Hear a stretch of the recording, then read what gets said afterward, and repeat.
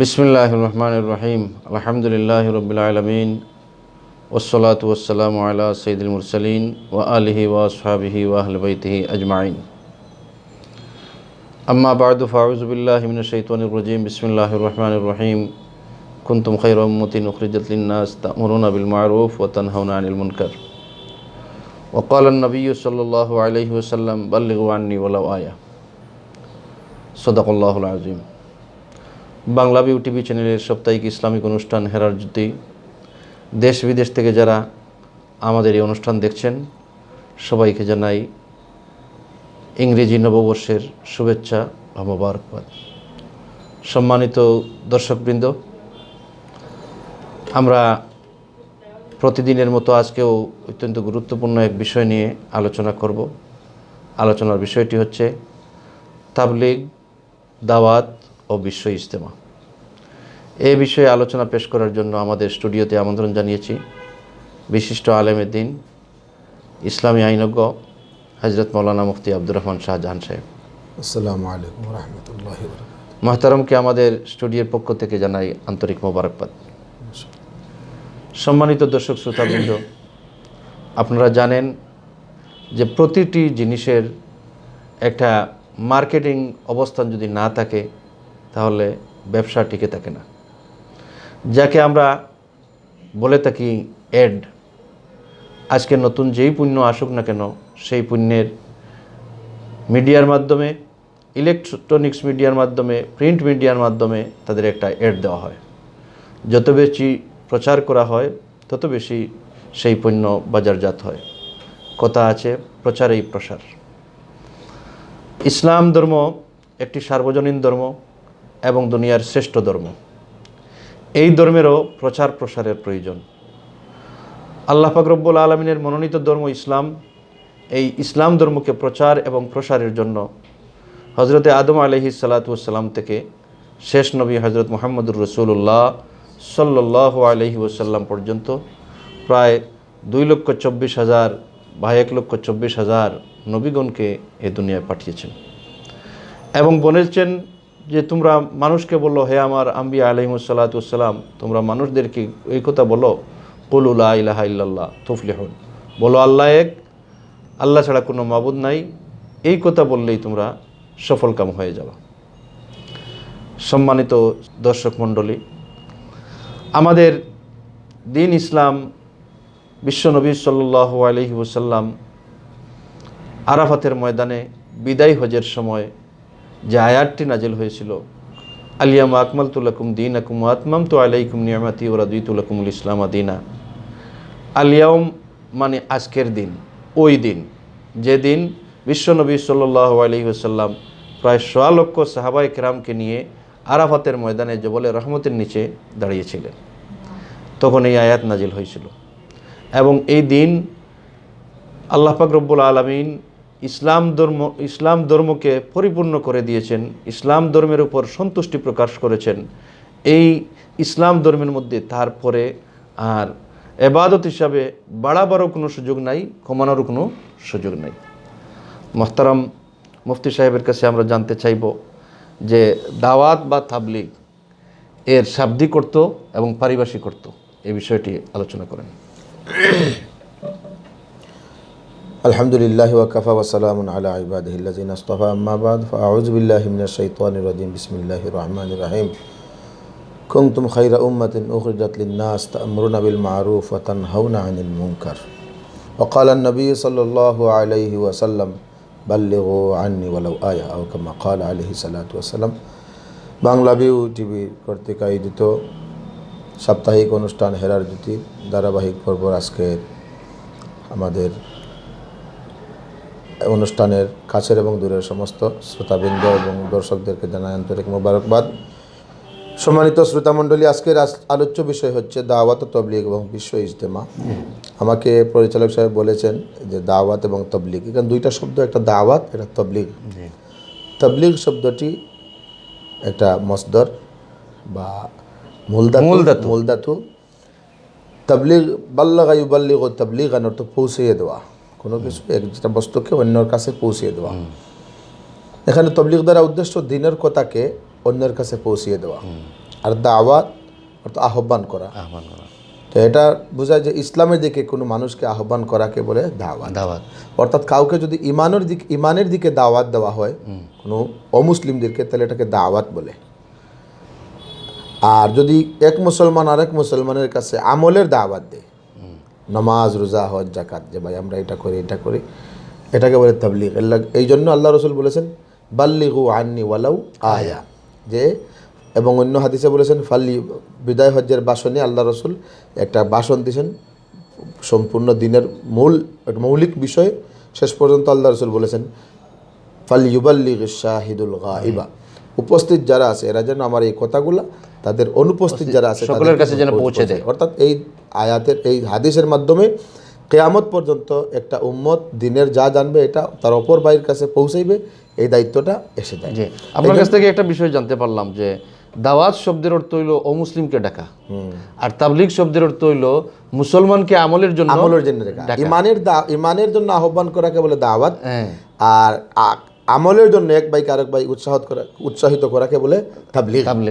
দিনের কাজে দাওয়াত। আমাদের অনেক ভাই আসলে এই বিষয়টা না বুঝার কারণে বলেন যে আপনারা তাবলীগ করবেন, অমুসলিমকে দেন, অমুসলিমকে দাওয়াত দেন, অমুসলিমকে তো আসলে আমাদেরকে কেন বলবেন? তো এখানে একটা মূল বিষয় যদি আমরা লক্ষ্য করি, ইলিয়াস রহমতুল্লাহি আলাইহি দাওয়াতে তাবলীগ এটাতে সূচনা করেছেন, এটা উনি কিন্তু এই নাম দেন নাই। উনি দাওয়াতে তাবলীগের কাজ শুরু করেন নাই। উনি একটা মেহনত শুরু করেছেন, যে উনি যখন দেখলেন প্রেক্ষাপটটা এরভাবেই ছিল যে মেওয়াতের মধ্যে উনার জন্ম, উনি মেওয়াত দিল্লির মানে দক্ষিণ পাশে দেওয়া একটা গ্রাম্য অঞ্চল কিছু, ওইখানের মধ্যে দেখলেন যে মানুষ ভোরবেলা ওইটা কাজে যায়, ওই এলাকার মানুষ কিছু গরিব মুসলমান কাজে যায়, সারাদিন কাজ কইরা বাড়িতে আসে, নমাজ রোজার এগুলার কোনো ধরনের দাঁড় ধারে না। ইলিয়াস রহমতুল্লাহ চিন্তা করলেন যে এই যে মানুষগুলা নমাজ পড়তেছে না বা দিনের কোনো চেতনাই নাই, এটাকে কীভাবে ওদেরকে মানে দিনের দিকে উৎসাহিত করা যায়।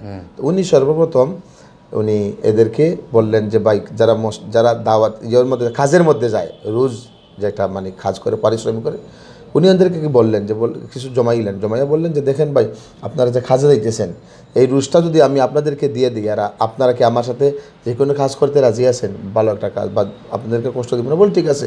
বলে আপনাদেরকে যদি আমি আপনাদের আজকে পারিশ্রমিক দিয়ে দিই, মসজিদে কি আমার সাথে বসবেন, নামাজ রোজা সূরা কালাম এগুলো মুখস্থ করবেন? না, ঠিক আছে। উনি প্রথমে এইভাবে ওনার নিজের পকেট থেকে টাকা দিয়া কিছু মানুষদেরকে যেহেতু ওনারা পারিশ্রমিক পাইতো ওইগুলো দিতেন, আর সকাল থেকে নিয়ে বিকাল পর্যন্ত ওদেরকে দিনের কথাগুলো শোনাতেন, নমাজ কথা বলতেন, সূরা কালাম মুখস্থ করাইতেন। ওরা বলতো ভালো কথা, কিন্তু আলহামদুলিল্লাহ দেখা গেল এই মানুষগুলোই একসময় ওইটাকে বুঝলো এবং বোঝার পরে এরাই এই জায়গা থেকে অন্য জায়গার মধ্যে শুরু করলো। তো এই যে উনি চাইছেন, উনার কাজটা উদ্দেশ্য ছিল তাবলীগ, অর্থাৎ মূলত একটা মুসলমান, এই যে মুসলমানগুলো যে নামেই মুসলমান কাজে নয়, ওইরা যেন বাস্তবেই মুসলমান হয়ে যায়, তাদের ভিতরে ইমানের যে চেতনা ওটা জাগানোর জন্য উনি এই কাজটা শুরু করেছেন। এই জন্য উনি বলতেছেন যে আমি তো এই কাজের নাম দাওয়াত তাবলীগ রাখি নাই, আমি যদি এটা কোনো নাম দেই নাই, যদি আমি নাম দিতাম তাহলে এটার নাম দিতাম তাহরিকে ইমানি চেতনা, ইমান জাগানির মেহনতের নাম, ইমান জাগানো চেতনার মেহনত এটা। এই জন্য দাওয়াতে তাবলীগটা মূলত আসলে যে নামে মুসলমান যারা তাদেরকে ইমানের চেতনার ভিতরে ঢুকাইয়ে দিয়া ওইদেরকে চালু করে দেওয়া। যেমন মনে করেন এটা সহজ একটা এক্সাম্পল হইলো এইভাবেই যে কিছু গাড়ি আছে না, আপনার নষ্ট হয়ে যায় সার্ভিসিং চলার পরে, তো ওইটা গ্যারেজে পড়ে থাকে বা রাস্তায় পড়ে থাকে, ওইটাকে গ্যারেজে নিয়ে সার্ভিসিং কইরা চালু করে দিলে আবার ঠিক মতোই কাজ করে। তো যারা নামে মুসলমান মসজিদে যাইতেছে না, চলতেছে না, ফজরের নামাজে নাই, জোহরের নামাজে নাই, আসরের নামাজে নাই, দোকানে বৈশা রয়েছে, অফিসে বৈশা রয়েছে, গল্প করতেছে, যায় না, এগুলো নষ্ট হয়ে গেছে ইমান।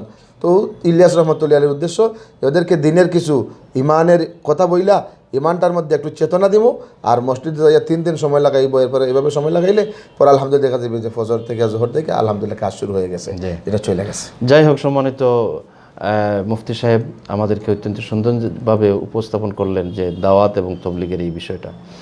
আমাদের বাংলাদেশে যে তাবলীগের কাজ শুরু হচ্ছে বা চলছে, এই তাবলীগের কাজ হযরত ইলিয়াস রহমতুল্লাহ আলাইহি 1885 থেকে শুরু করে 1944 ইংরেজি পর্যন্ত উনি কাজ করেছেন।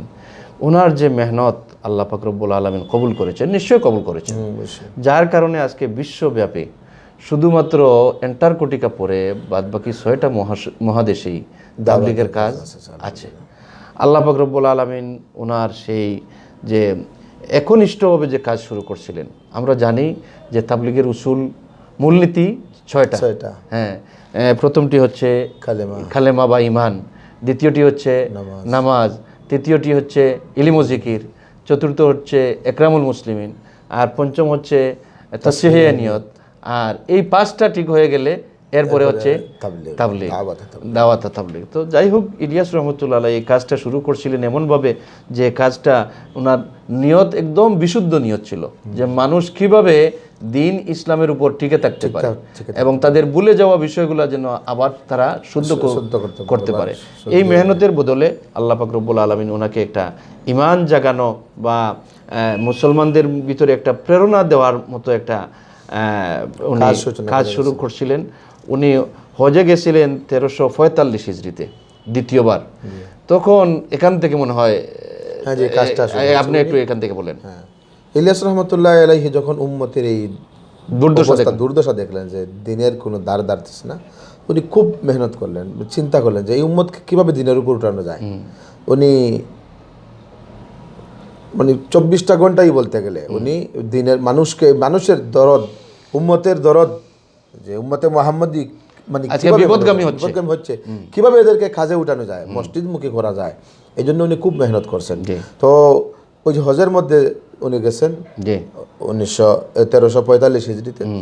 ওইখানে যাওয়ার পরে উনি মসজিদে নববীর মধ্যে বৈশা এই কাজটা কিভাবে সূচনা করবেন এটা পরিকল্পনা করছেন। এখানে বৈশা এবং আধ্যাত্মিকভাবে উনি আল্লাহ রাসূলের সাথে যোগাযোগের ব্যবস্থা, মানে যেভাবেই হোক এটা আল্লাহ পাক রব্বুল আলামিন ওনার কলবের মধ্যে ডালিয়ে দিয়েছেন এবং উনি যেগুলাই এলকা হয়েছে উনি এভাবে সিস্টেমে খাকা তৈরি করছেন। তৈরি করার পরে আয়েশা নিজের এলাকার মধ্যে কাজ শুরু করছেন। তো কাজ যখন শুরু করেন ইলিয়াস রহমতুল্লাহ আলাইহি, উনি 1885 সালে, 85 ইংরেজি সালে, অর্থাৎ 1345 হিজরিতে উনি শুরু করছেন। উনি শুরু করার পরে হযরত ইলিয়াস রহমতুল্লাহ আলাইহি তখন কিন্তু বাংলাদেশ, পাকিস্তান, ইন্ডিয়া এক দেশ ছিল, ভারত উপমহাদেশ যাকে বলা হয়। ভারত ছিল। এই ভারত, পাকিস্তান, বাংলাদেশ, এই 3 দেশের মধ্যে কিন্তু আলহামদুলিল্লাহ আমরা বলতে গেলে আমাদের এই যে 1.5 লক্ষ বর্গ কিলোমিটারের দেশ বাংলাদেশ, এই বাংলাদেশটা কিন্তু ইসলামের জন্য খুবই উর্বর। যখন উনি এই কাজ শুরু করলেন তখন দেখা গেল যে এই কিছু করছেন দিল্লিতে, কিছু করছেন গুজরাটে, কিছু করছেন এইভাবে অন্যান্য প্রদেশে। এইভাবে করতে করতে করতে করতে মানুষগুলোকে কিন্তু একত্রিত করার দরকার, সম্মিলিতভাবে একটা নসিহত করার দরকার। তখন 1946 সালে 44 থেকে শুরু করেছেন, 1944 পর্যন্ত কাজ শুরু করছেন, মানে এই মেহনতটা। আর 1946 সালে উনি সর্বপ্রথম আমাদের ঢাকার রমনা পার্কের পাশে যে কাকরাইল মসজিদ, এই কাকরাইল মসজিদের মার্কাজ মসজিদ, একটা এই মসজিদের কিন্তু আগের নাম ছিল মালওয়ালি মসজিদ। পরে আল্লাহ পাক রব্বুল আলামিন আসলে এখানে মাল আসে, মানে ইসলামের মাল আছে, যার কারণে এখানে মার্কাজ মসজিদ বলা হয়েছে। সমস্ত বিশ্বের যারা দিনের লাইনে কাজ করেন ওনাদেরকে নিয়ে এই মার্কাজ মসজিদ, যেটা কাকরাইল মসজিদ, যেটা ওইটার মধ্যে কাজটা শুরু করলেন। তো এরপরে দেখা যায় যে 1948 সালে উনি এখান থেকে স্থানান্তরিত করে মানুষ কিন্তু হজে যাইতো। চিটাগাং এই নদীবন্দর থেকে মানুষ জাহাজে হজে যাইতো। তো এখানে কিন্তু যথেষ্ট মানুষ জমা হওয়ার একটা সুযোগ ছিল চিটাগাং হাজি ক্যাম্পে। তো উনি কাজটা শুরু করলেন কিন্তু সেখানে, এবং ইন্ডিয়ার মুম্বাইতে উনি এই কাজও শুরু করলেন। তো দেখা গেল যে বাংলাদেশ হয়ে মানুষ হজে যাইতে হইলে ইন্ডিয়া থেকে এই চিটাগাং এসে হজে গেলে সময় কম লাগে এবং রাস্তাটা খুব সহজ। এই জন্য উনি এই হাজি ক্যাম্পে শুরু করলেন। উনি হাজি ক্যাম্পে শুরু করছেন। শুরু করার পরে এরপরে দেখা গেল যে বিশ্বনবী সাল্লাল্লাহু আলাইহি সাল্লামের এই দাওয়াতের মেহনতগুলা কিন্তু অন্যান্য দেশে কিন্তু বা অন্যান্য বর্তমান ভারত বা পাকিস্তান সেই জায়গায় হয় নাই। উনি আবার স্থানান্তরিত করলেন এই যে আমাদের নারায়ণগঞ্জের সিদ্ধিরগঞ্জে কিন্তু 5টা এই হয়েছে ইজতেমা হয়েছে। 5টা ইজতেমা 1958 সালে হয়েছে, 1960 সালে হয়েছে, 62 সালে, 65 সালে এবং 61 সালে ছোট্ট আর একটা হয়েছে। তো এই যে 5টা হয়েছে, এইগুলো দেখা যায় যে প্রথমে হয়েছে কাকরাইল, এরপরে চিটাগাং, এরপরে আবার এই সিদ্দিরগঞ্জে। এইটাই কিন্তু আলহামদুলিল্লাহ আমাদের দেশের মানুষের ভাগ্য এবং আমাদের দেশ উর্বর ইসলামের জন্য, এই জন্য এগুলা হয়েছে। তো এরপরে দেখা গেল যে 1966 সালে এই সিদ্দিরগঞ্জে মানুষ কিন্তু সংকুলন হচ্ছে না, এই জন্য বড় পরিসরে পরিকল্পনা আসলো, হ্যাঁ করার দরকার। তো টঙ্গীর লাগার গ্রাম নামে একটা গ্রাম, সেই জায়গায় ইলিয়াস রহমতুল্লাহ আলাইহি ফাগার গ্রাম, লাগার গ্রাম না, ফাগার গ্রাম, সেখানে ইলিয়াস রহমতুল্লাহ আলাইহির এই যে তবলিগের এই মেহনত সেখানে শুরু হইল। তখন দেখা যায় যে 1 বছর পরে এই জায়গায় আর জায়গা হচ্ছে না, মানুষের জায়গা হচ্ছে না। তখন কিন্তু জায়গা নেওয়া হইলো এই যে বর্তমান তুরাগ নদী, যে তুরাগ নদীর আরেকটা নাম ছিল কহরে দরিয়া, আগের নাম ছিল কহরে দরিয়া। এই কহরে দরিয়ার 160 একর জায়গা, এই জায়গা চয়ন করা হইল তাবলিগের জন্য 1966 সালে, 66 সাল থেকে শুরু করা হয়েছে। তো 1966 থেকে শুরু করে 66 সাল থেকে কিন্তু এই কাজগুলা এখনো চলে আসছে।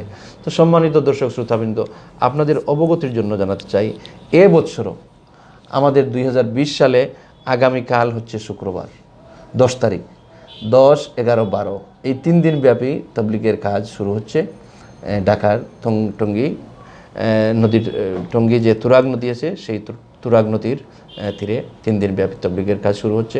আমাদের এই তবলিগের মেহনতে এই বছর প্রায় পৃথিবীর 70টা মুসলিম দেশের মানুষ, ধর্মপ্রাণ মানুষ এখানে আসতেছেন এবং দিনের মেহনত কাজ করতেছেন। তো এই যে প্রায় 70টা দেশ থেকে মানুষ আসতেছেন, প্রায় 25-30 লক্ষ মানুষ প্রতি বছর উপস্থিত হন। এই তবলিগের যে কাজগুলা, এই কাজগুলা আপনি একটু বলেন আমার দর্শকদের উদ্দেশ্যে, যে বিশ্বব্যাপী যে আজকে মুসলমানদের অধঃপতন, তার অন্যতম একটা কারণ হচ্ছে ইসলামের উপর মুসলমান না থাকা। এই বিষয়ে আপনি একটু বলেন। জি, সম্মানিত শ্রোতা দর্শক মণ্ডলী, আসলে আল্লাহ পাক বলেন ওয়া আনতুমুল আ'লাউনা ইন কুনতুম মুমিনিন, যে তোমরাই বিজয়ী হবে যদি তোমরা প্রকৃতপক্ষে মুমিন হইতে পারো। আসলে যদি আমরা একটা জরিপ লাগাই তাহলে দেখা যাবে যে যত মুসলমান আছে এর মধ্যে 20% অথবা এর চেয়েও কম মানুষ পাক্কা মুসলমান বা পাক্কা দিনদার। এছাড়া আরও কিছু আছে মানুষ আংশিক, কেউ নামাজ পড়ে বাকিগুলা মানে না, কেউ নামাজ পড়ে না এমনি খুব দিনদার, লেবাস ঠিক আছে এইভাবে, কেউ হজ করে কিন্তু নামাজ পড়ে না। অর্থাৎ পরিপূর্ণভাবে যদি মানে আমরা দিনদার বুঝি তাইলে আসলে 20% এরকম, মানে 20% টোটাল মুসলমানের টোটাল। জি, তো ওই বাকি যে মুসলমানরা আসলে দিনের মানে কিছু মানতেছে না। এ কারণেই প্রকৃত মুমিন আমরা, নামে মুসলমান নামে মুমিন, কিন্তু প্রকৃত মুমিন না হওয়ার কারণে আমরা আসলে আজকে অধঃপতনে গেছি। ওই মুমিনগুলা বা এই মানুষগুলা কিভাবে প্রকৃত মুমিন হইতে পারে, আসলেও নামে এবং কাজে কীভাবে প্রকৃত মুমিন হইতে পারে, এই জন্যই আসলে এই তবলিগের মেহনত। আলহামদুলিল্লাহ এই মেহনতটা আজকে এই পুরা দুনিয়ার মধ্যে, এটা ইলিয়াস আপনি আগে বলেছেন, ইলিয়াস রহমতুল্লাহ আলাইহির এই ইখলাস এবং একনিষ্ঠতার সাথে কাজ করার কারণে এই মেহনতটাকে আল্লাহ পাক কবুল করেছেন। আজকে এই মানে এই 2000 মানে 1800 এই থেকে নিয়ে 1944 থেকে নিয়ে আজ পর্যন্ত আলহামদুলিল্লাহ এই কাজটা শুরু হয়েছে এবং এটা মানে চলতেছে। তো এই জন্য এই কাজটা যে এত ব্যাপক হয়েছে একমাত্র ওনার ইখলাসের কারণে। এবং দেখেন আপনারা এই যে দাওয়াত তবলিগের কাজ, তাদের একটা স্লোগান আছে যে আল্লাহর দেওয়া জান, আল্লাহর দেওয়া মাল নিয়ে সময়কে আল্লাহ রাস্তায় ব্যয় করা, অর্থাৎ। এবং তাদের আরেকটা স্লোগান আছে যে বেতলব উম্মতের কাছে বেগরজ হয়ে যাওয়া, অর্থাৎ একটা মানুষ বেতলব, দিনের কোনো কি নাই, মানে কোনো তলব নাই, সে মুমিন হইবে কীভাবে নামাজ পড়বে, আমাদেরও কোনো মানে যারা যাবে সেও তো আর কোনো খরচ নিয়ে যাবে না, উদ্দেশ্য যে তার কাছে টাকা পাইবে, নিজের টাকা খরচ করে, নিজের সময় ব্যয় করে, হ্যাঁ নিজের জানের খরচ করে কি করে মানুষকে আল্লাহ রাস্তায় দাওয়াত দেয়। এই জন্য এই দাওয়াতের কাজটা আসলে আল্লাহর কাছে পছন্দনীয় এবং আমরা যারা সময় আছে আমাদের উচিত এই কাজের মধ্যে অংশগ্রহণ করা। এবং এই বিশাল এই মাজমা তুরাগ নদীর পারে যে মুসলমানদের জামায়াত হবে 10, 11, 12 তারিখ, আমরা চেষ্টা করবো ইনশাআল্লাহ এই কাজের মধ্যে অংশগ্রহণ করা এবং নিঃসন্দেহে একটা নবীওয়ালা কাজ এটা এটা এই জন্য আমরা এটার মধ্যে অংশগ্রহণ করার আমরা চেষ্টা করবো ইনশাআল্লাহ। সম্মানিত দর্শক শ্রোতাবিন্দু, আমরা শেষ পর্যায়ে চলে আসছি। আসুন, আমরা বাংলাদেশি মানুষ, খুবই ভাগ্যবান মানুষ। আমাদের এই দেশে বিশ্বের প্রায় 70টি দেশ থেকে এবছরও মানুষ আসবেন।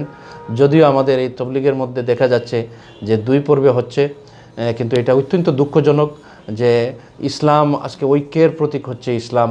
সেই ইসলামের মধ্যে বিভিন্ন রকমের সুবিধাভোগীরা এবং বিভিন্ন কুল চাটুকারা ইসলামকে দ্বিখণ্ডিত করার জন্য, মুসলমানদের জামাতকে ভাগ ভাগ করার জন্য তারা উঠে পড়ে লেগেছে। আমাদের দেশের মাননীয় ধর্ম প্রতিমন্ত্রী জনাব অ্যাডভোকেট শেখ আবদুল্লাহ বলেছেন যে যারা এই তবলিগের মধ্যে দ্বিধাদ্বন্দ্ব সৃষ্টি করাতে আজকে উঠে পড়ে লেগেছে, তারা নিশ্চয় ইসরায়েল থেকে টাকা পয়সা পেয়ে কিন্তু আজকে এই কাজগুলো করছে। আসুন, আমরা অন্য মানুষের টাকা পয়সা না গ্রহণ করে আমরা আমাদের বিবেককে কাটাই। ওলামায়ে কেরামদের নেতৃত্বে যেভাবে ইলিয়াস রহমতুল্লাহ আলাইহি দারুল উলুম দেওবন্দের একজন কৃতি সন্তান ছিলেন, সেই বড় একজন আলেমের এই কাজকে যেন আমরা অন্য পথে ব্যবহার না করে আলেম ওলামাদের সাথে যেন আল্লাহ পাক রব্বুল আলামিন আমাদের থাকার তৌফিক দান করেন এবং বিশ্বব্যাপী এই সমস্ত অসহায় এবং দুজখপন্থী জাহান্নামপন্থী মুসলমানকে আমরা কীভাবে বেহেশতপন্থী করতে পারি সেই প্রচেষ্টা আল্লাহ পাক রব্বুল আলামিন কবুল করুন, বিশ্ব ইজতেমাকে কবুল করুন, সকল মানুষের সকল দিনের দায়ীদের এই মেহনতকে কবুল করুন। আমিন। ওয়া আখিরু দাওয়ানা আনিল হামদুলিল্লাহি রাব্বিল আলামিন। আমাদের এই অনুষ্ঠান আপনারা দেখবেন, শেয়ার করবেন, কমেন্ট করবেন, লাইক করবেন। ধন্যবাদ সবাইকে। আসসালামু আলাইকুম ওয়া রাহমাতুল্লাহ।